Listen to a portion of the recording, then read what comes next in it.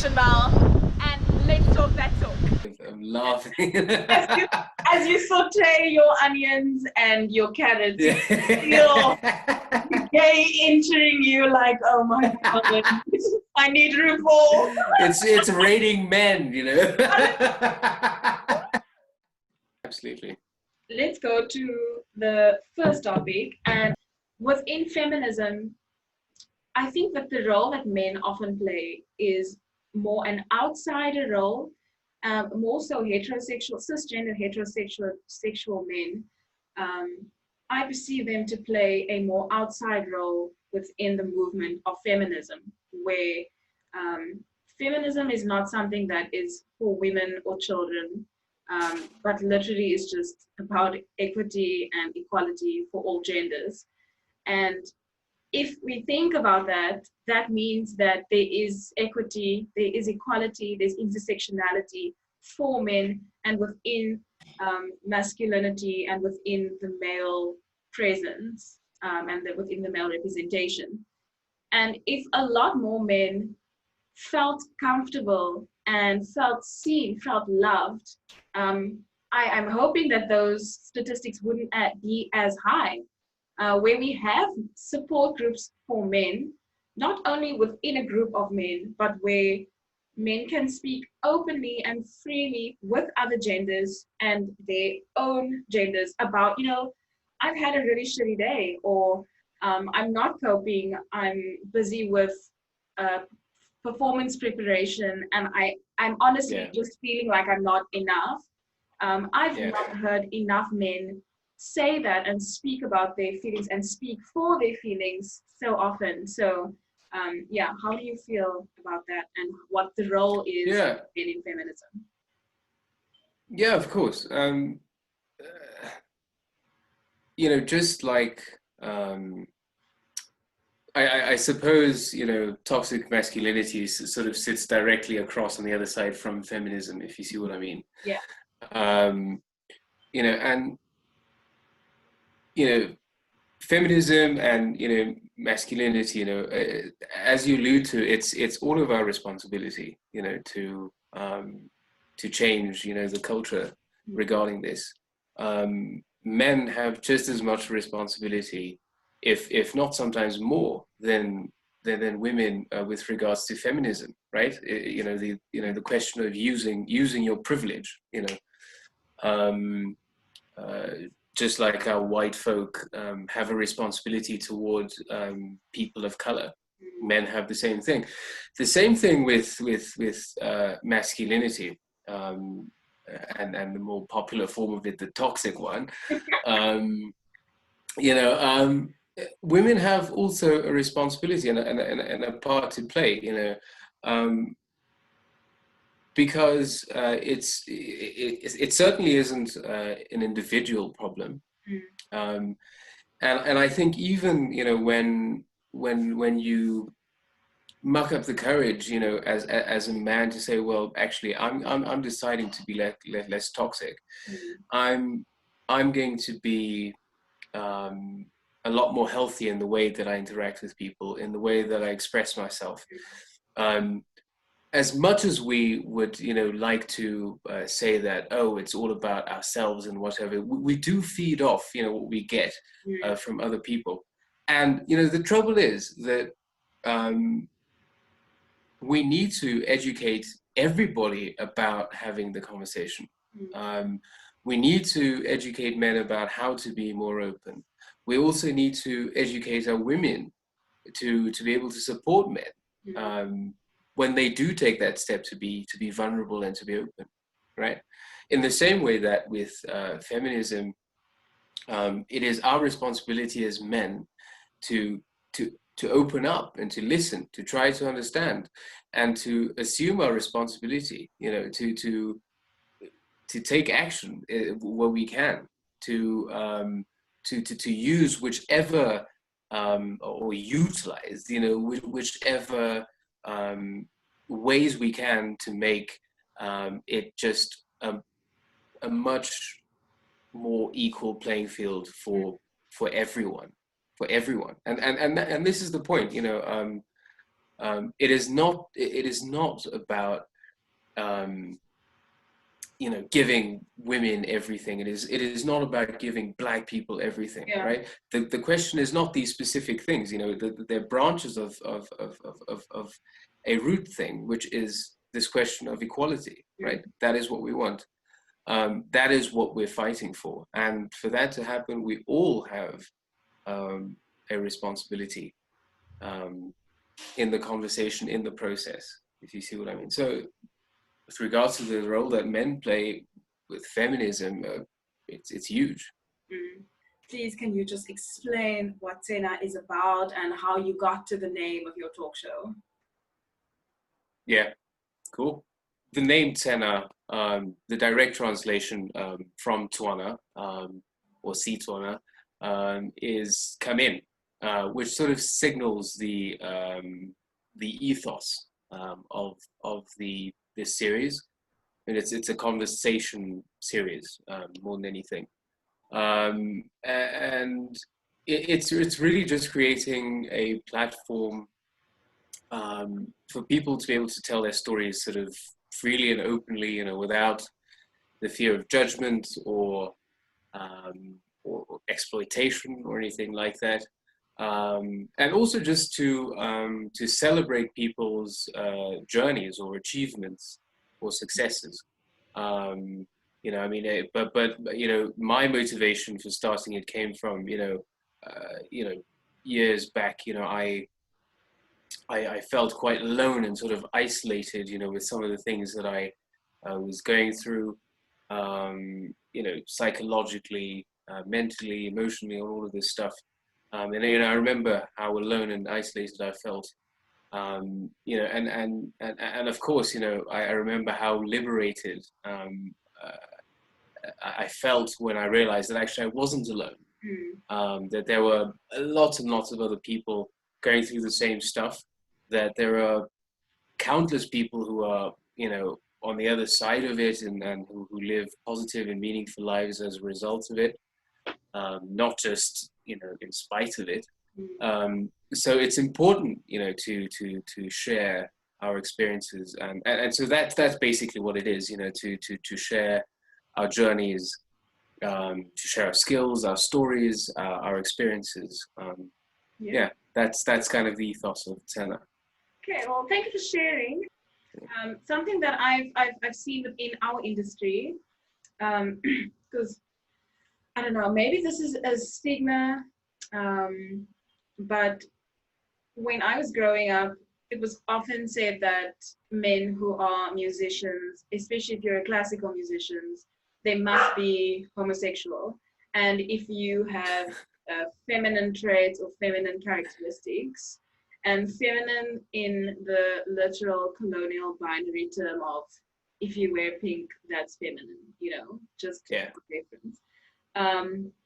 Then you must be gay. And it's just, and I've heard it again, not only from men, but from a lot of women where they've said these things of, oh, but that guy is a violinist, so he definitely, is gay, or he likes to dress this way.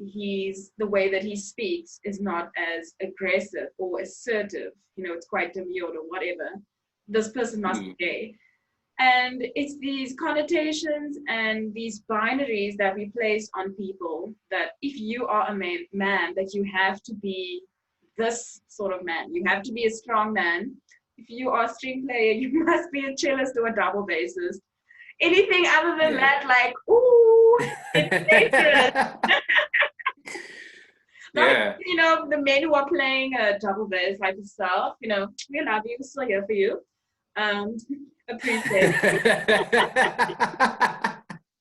But like a lot of the times you are playing the flute. I've also heard that people who play the flute are either they either sleep around a lot or they are gay. And it's like, wow, okay. I didn't know there are only two choices for people to be within an entire like instrument that's literally used worldwide. So within our industry, I've seen so much stigma and just ostracization when people are not the typical example of what a man should be, and I found it quite toxic. But hopefully it will change. People no longer have to live within the gender binaries, and I think a lot of this obviously has to do with feminism and the fact that it's not men versus women, because that is white feminism. Again, it's then these two binaries that are coming to play. It always needs to be equality within all genders. So whether you identify as non-binary, whether you are a trans individual, that feminism always includes people outside of the gender binaries. Yeah, no, absolutely. I mean, it's you know, and it taps into so much, you know, masculinity, sexuality, you know, all of this stuff. You know, I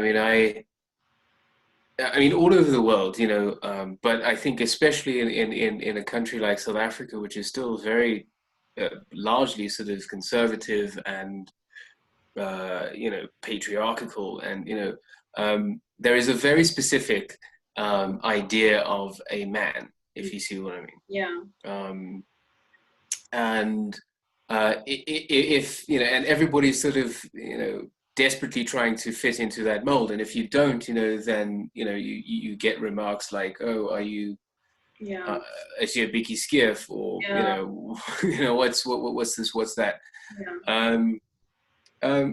But of course, you know, again, you know, this is stuff, you know, that we're taught, you know, a man does this, a man doesn't do that, you know, this is a man and a woman's role, and this and this and that, and of course, you know, we've evolved to become much more complex beings, you know, than just simplifications like that. You know, we're not animals in that sense. Yeah.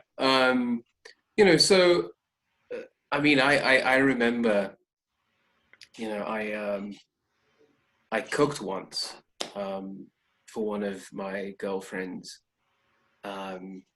and you know, I had this conversation, you know, with a friend of mine while I was cooking. I was on the phone, and first of all, I mean, he was so shocked that I was, you know, that I was cooking, but you know, my sort of just sheer sort of indifference to the situation sort of brought him round. But then he was like, well, oh, it's so nice that you're helping her out by cooking, you know. And that kind of thing, you know, because of course, you know, he's a completely harmless guy, and I know that it doesn't mean malice, you know, but that's the kind of thing that we're taught, that you know, something like cooking is meant for women, and that you're doing them a favor, you know, by doing it yourself. Whereas actually we now, yeah, exactly. It's a basic life skill, you know, like brushing your teeth. You need to be, you know, part of looking after yourself is being able to feed yourself, you know.